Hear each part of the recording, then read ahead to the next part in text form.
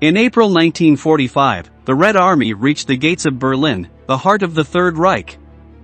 The Soviet troops unleashed their hatred and rained fire on the city. The capital of Germany was completely devastated, riddled with bomb craters and collapsed buildings. Human and animal corpses were piling up in the streets, and the defenders failed to put up an effective resistance. Eventually, when the communists had their way clear, they launched a savage campaign of sexual abuse.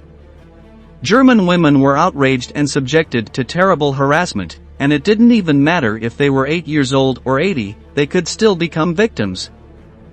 On one occasion, a woman had a disturbing and illuminating conversation with a Russian soldier.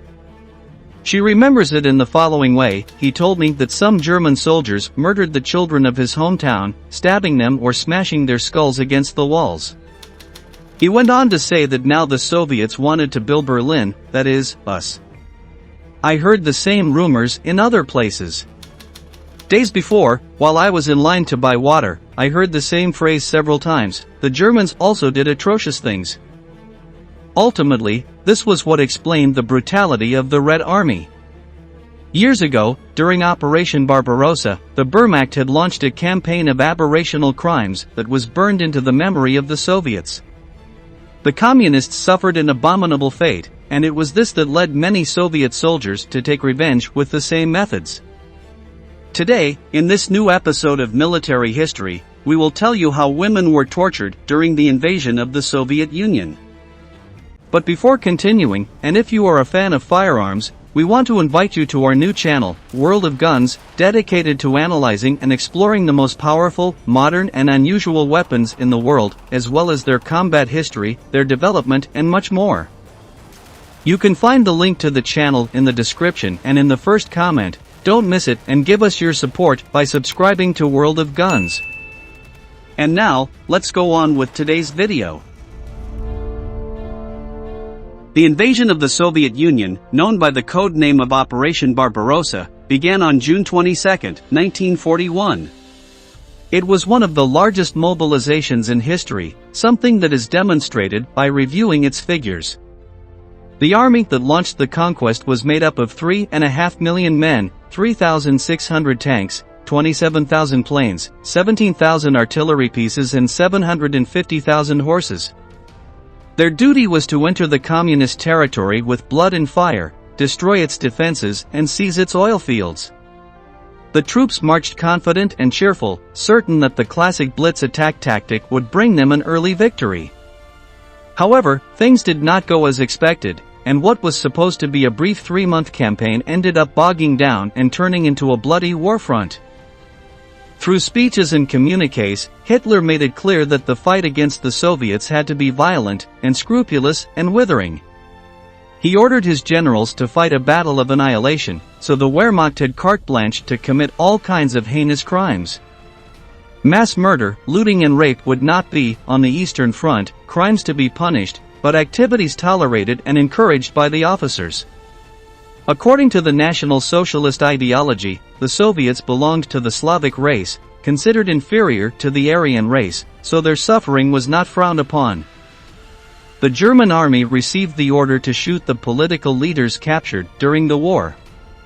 However, thousands of prisoners of war, common soldiers with no command responsibility of any kind, were also executed. This caused a large part of the female population of the Soviet Union to lose their husbands, brothers, fathers and children, leaving them to care for the home alone. When the Germans occupied a village, they found that the women were defenseless, and that was when they unleashed a hunt on them. Rape was seen as one more war tactic, something acceptable as long as it was committed against Slavs, and a way to sow terror in the hearts of enemies. Often, once the Germans were done with them, they would kill them.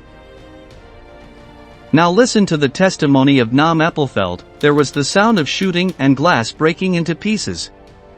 There was no doubt that it was the Germans who had conquered our town. After a while, 2 soldiers went down to the basement, where we were hiding. One by one, they shone flashlights into our faces, until finally they stopped on a girl. It was our neighbor's daughter, named Gust, who was 14 or 15 years old at the time. They took her to an empty room and they raped her. Shortly after, they shot her along with her parents. On occasions, they were not only abused by the troops, but were also kidnapped, put on trucks and transferred to military brothels. There, they were forced to become prostitutes to satisfy the desires of the Wehrmacht. To complete the humiliation, some were tattooed on their arms with a brand that read Hitler's prostitute. From then on, they lived a miserable life, forced to sleep with dozens of men every day. Many were unable to deal with the psychological trauma of the experience and decided to commit suicide to spare themselves the suffering. When the Russian media exposed the crimes of the German army, scandal gripped the nation. The fury led to tens of thousands of women joining the ranks of the Red Army, rifles in hand, ready to fight the Nazis.